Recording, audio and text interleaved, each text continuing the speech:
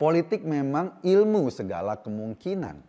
Dari berbagai kemungkinan itu, motif para politisi cuma satu, yaitu kekuasaan. Jadi mau muter-muter kemanapun jalan politiknya, tujuannya hanya untuk mencapai dan mempertahankan kekuasaan. Nggak ada politisi yang ikhlas kekuasaannya lepas dari tangannya. Jikapun lepas, biasanya karena keadaan terpaksa. Misalnya ya, demonstrasi mahasiswa di berbagai kota kemarin yang menghebohkan itu memaksa Kaesang untuk tutup buku dari keinginannya jadi gubernur atau jadi wakil gubernur. Bukan karena Kaesang tiba-tiba sadar dan ikhlas, lalu dia memahami bahwa nepotisme itu merusak sendi-sendi berbangsa. Bukan karena kesadaran itu, tapi karena keadaan yang memaksa dia untuk mundur. Begitupun kondisi di Jakarta sekarang. Ada Ridwan Kamil yang pingin maju. Kalau hitung-hitungan politiknya sih, RK itu punya peluang jauh lebih besar di Jawa Barat ketimbang dia bertempur di Jakarta.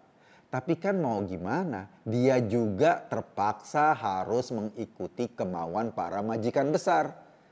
Kita tahulah di belakang koalisi yang mendukung RK kan ada keluarganya Pak Jokowi di sana. Golkar sebagai partai yang menaungi RK kesannya melempem.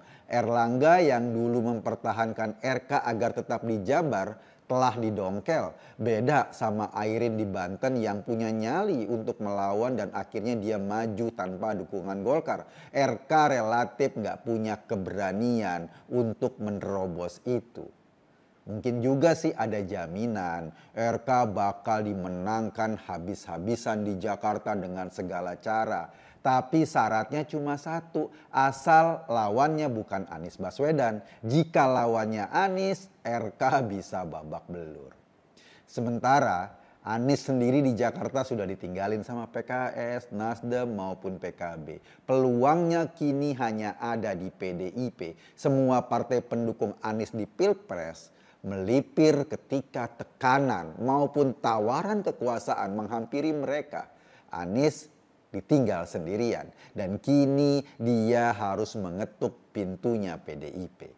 Persoalannya, Anies bukan sosok yang mudah diterima di PDIP.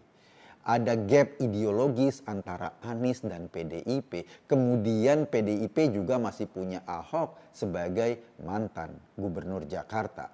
Kalau ditanyain, gue sendiri sangat berharap PDIP bisa memberikan peluang pada Ahok di Jakarta. Di mata gue ya, salah satu orang yang model kepemimpinannya berorientasi pada kepentingan rakyat ya Ahok ini. Tapi kita harus kembali lagi pada realitas politik. Karena realitas politik di Jakarta berkata lain. Hitung-hitungan politiknya, jika PDIP memajukan Ahok, dia akan kembali dibenturkan dengan isu SARA.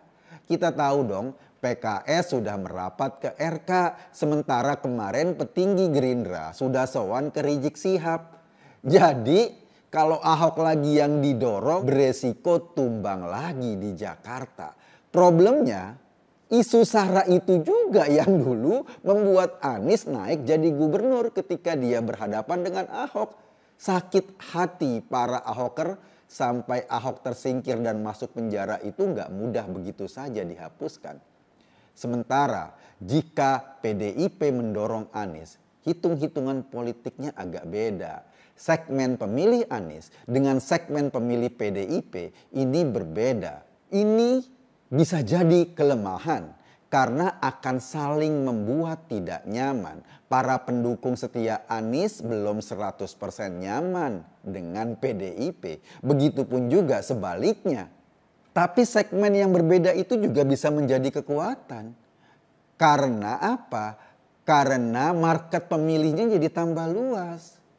Asal saja syaratnya bagaimana nanti para pentolan PDIP atau Anies sendiri mampu menjahitkan dua kubu ideologis itu dalam satu narasi besar. Jika tidak bisa dijahit, tidak bisa disatukan, yang ada malah kefrustasian.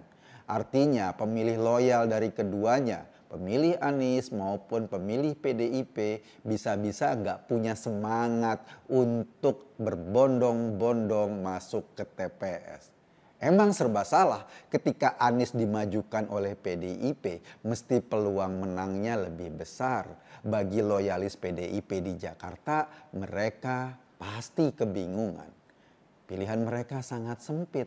Di sini ada Anies, di sana ada RK yang bergandengan dengan PKS dan juga dengan Rizik. Itu bagi pendukung PDIP. Bagi para pendukung Anies, mereka juga bingung. Apakah mereka memilih calon dari PDIP atau mereka harus memilih calon dari Jokowi? Kan RK itu.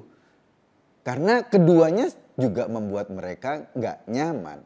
Tapi sekali lagi, politik adalah seni kemungkinan. Seni itu diikat dengan motif kekuasaan atau motif kemenangan. Siapa yang nyangka sekarang PSI bisa satu gerbong dengan PKS, padahal kemarin-kemarin kedua partai itu sama-sama saling mengharamkan. Dan siapa juga yang nyangka Jokowi bisa bergandengan tangan dengan Prabowo, padahal di dua pilpres ini saling berhadap-hadapan. Dan siapa juga yang nyangka PDIP satu-satunya partai yang diharapkan Anies sebagai kendaraan untuk maju di gubernur Jakarta. Jadi PDIP dengan hitung-hitungan politik praktis bisa saja mendukung Anies di Jakarta karena peluang menangnya jauh lebih tinggi. Sementara penguasa yang mendukung RK bisa saja terganggu lalu menjegal Anies dengan ya biasa kekuatan hukum, aparat, sandera hukum, sandera kasus. Karena ketika Anies didorong oleh PDIP, mereka khawatir PDIP dan Anies pada akhirnya menguasai Jakarta. Nah, isunya soal utak-atik hukum ini yang kemudian membuat deklarasi Anies dan Rano sebagai calon gubernur dan calon wakil gubernur Jakarta akhirnya batal. Sekarang yang terjadi adalah orang saling nunggu. Kira-kira apa langkah selanjutnya? Mungkin saja nanti didaftarkan atau dideklarasikan menjelang pendaftaran sehingga cawe-cawe hukum, tangan-tangan aparat yang sebetulnya ini langkah politik itu bisa diminimalisir. Gue Eko Kuntadi, masuk Pak Eko. Terima kasih.